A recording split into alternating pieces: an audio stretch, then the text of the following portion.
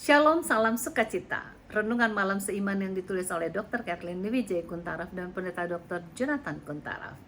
Judulnya adalah Allah Bapa Kita. Lihatlah betapa besarnya kasih yang dikaruniakan Bapa kepada kita, sehingga kita disebut anak-anak Allah. Dan memang kita adalah anak-anak Allah. Karena itu dunia tidak mengenal kita, sebab dunia tidak mengenal Dia. 1 Yohanes 3 ayat 1. Sebagai pengikut Yesus, Anda telah dibawa ke dalam keluarga Allah. Luangkan waktu sejenak untuk membiarkan kebenaran ini meresap ke dalam pikiran Anda. Cobalah Anda pikirkan tentang apa artinya memiliki Tuhan, pencipta alam semesta, sebagai Bapa Anda. Begitu sering kita lupa akan fakta bahwa Allah adalah Bapa kita dan memandang kepadanya melalui perspektif yang tidak selaras dengan kitab suci. Sering kita memandang Allah itu melalui lensa dunia ataupun melalui pengalaman malang yang telah memberikan kepada kita wahyu tentang Bapa kita oleh ajaran Yesus yang radikal. Yesus mengajar kita dalam Matius 7 ayat 9-11. Adakah seorang daripadamu yang memberi batu kepada anaknya jika ia meminta roti, atau memberi ular jika ia meminta ikan? Jadi jika kamu yang jahat tahu memberi pemberian yang baik kepada anak-anakmu, apalagi Bapamu yang di sorga, ia akan memberikan yang baik kepada mereka yang meminta kepadanya.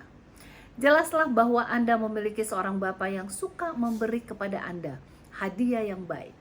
Begitu sering kita menganggap Tuhan sebagai pendisiplin keras yang tidak pernah membiarkan anak-anaknya menikmati hidup.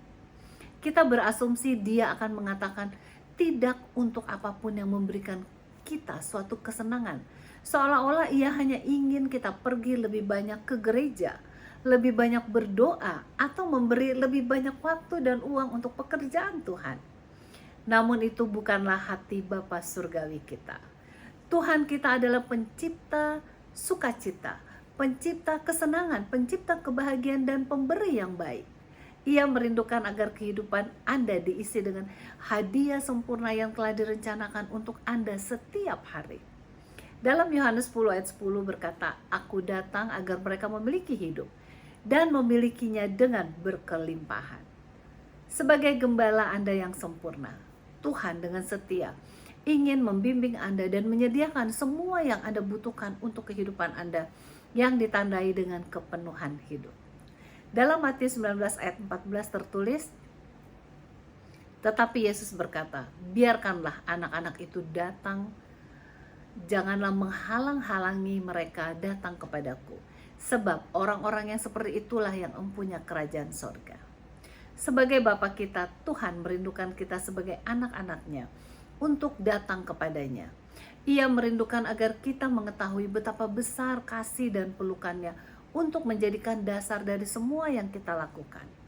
Keinginannya hanyalah merindukan hati Anda. Begitu besar keinginannya untuk memiliki kesempatan berhubungan dengan Anda, sehingga Yesus menunjukkan kepenuhan kasih Allah yang tak bersyarat itu dengan rela menyerahkan nyawanya untuk Anda. Tidak ada ruang dalam kitab suci yang memberikan pandangan bahwa Allah adalah sesuatu yang lain kecuali kasih dan kebaikannya yang sempurna. Kiranya kita semua dapat mengenal Bapa Surgawi kita yang penuh dengan kasih, sehingga kita dapat menyalurkan kasihnya kepada orang lain. Kiranya Tuhan memberkati kita.